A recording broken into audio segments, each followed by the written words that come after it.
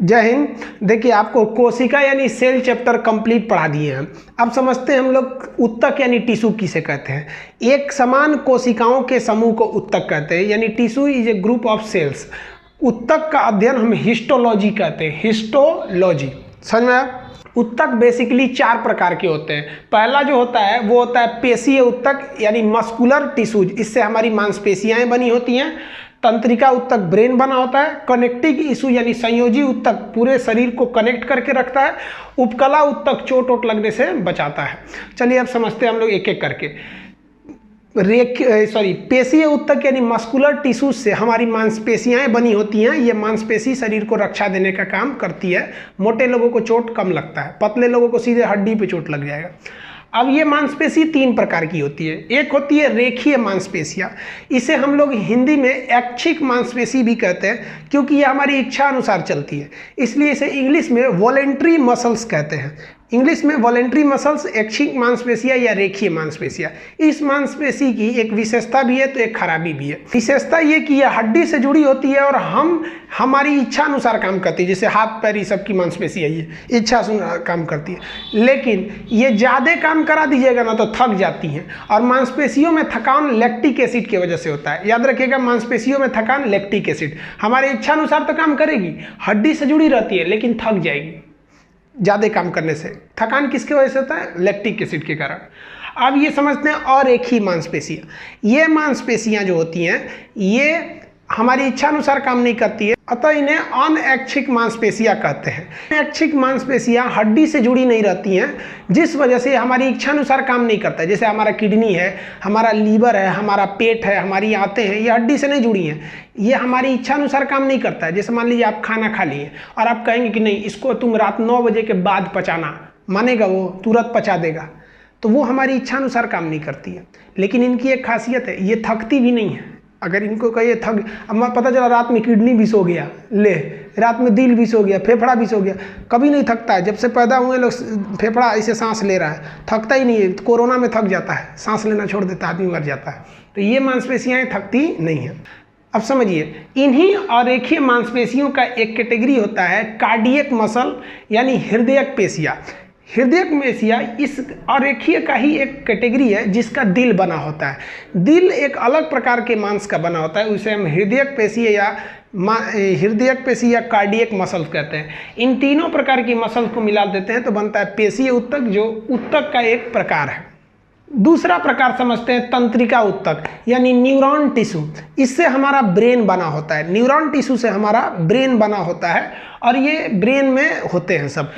अगला जो होता है संयोजी उत्तक। संयोजी उत्तक को हम कहते हैं कनेक्टिंग टिश्यू। ये पूरे शरीर को कनेक्ट करके रखे हुए हैं, आपस में जोड़ के रखे हुए हैं। तो जैसे देखिए, आपस में जोड़ने का काम कौन करता है? ब्लड। और यहीं से ज़्यादा क्वेश्चन पूछता है इनमें से कौन सा संयोजी उत्तक है? तो रक्त। पूरी शरीर को ब्लड जोड़ के रखा है।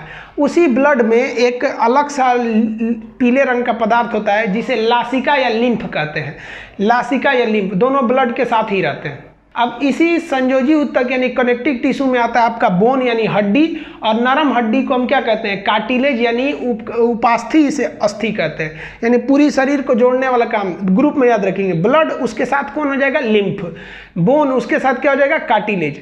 तो ये आपका हो गया कनेक्टिंग टिश्यू यानी संयोजी उत्तक। तो ये संयोजी उत्तक में आपको रक्त ही ज्यादा क्वेश्चन पूछता है, ब्लड से। समझ में आ गया आप लोग को? ये पूरे बॉडी को जोड़ के रखता है। अब आते हैं चौथे प्रकार के उत्तक यानी 4th टाइप ऑफ टिश्यू, जिसे हम लोग कहते हैं उपकला उत्तक यानी एडिपोज उत्तक।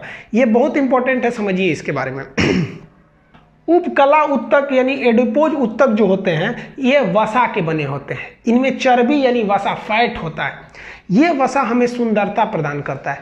जिनमें वसा होता है ना, वो मोटे ताजे दिखते हैं, गाल फूला फूला दिखता है। और वही वसा कम रहेगा तो ढसकल पचकल टेढ़ टाढ़ हो जाएंगे। तो सुंदरता प्रदान करता है, चोट लगने से बचाता है। देखेंगे जिम उम जाइएगा तो पूरे छाती पे मांस भर जाता है, ये मांस भर जाता है, मारिएगा तो चोट ऊपरे रह जाएगा। और हमारे तरह दुबला पतला आदमी को मारेंगे सीधे तो दिल पे चोट लग जाएगा, फेफड़ा पे लग जाएगा।